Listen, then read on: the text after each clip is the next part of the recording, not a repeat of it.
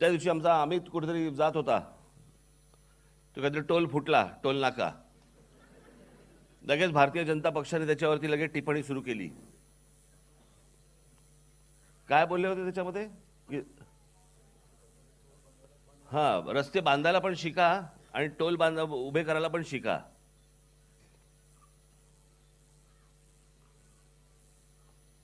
मला असं वाटतं भारतीय जनता पक्षाने दुसऱ्यांचे आमदार न फोडता पक्ष उभा करायला पण शिकावा.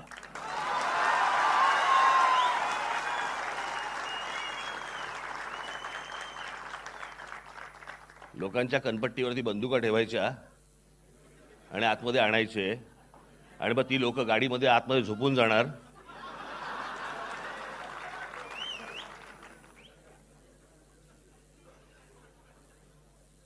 मी तुला दिसलो का गाडीमध्ये? मी झोपलो होतो का? मी होतो का तिथं?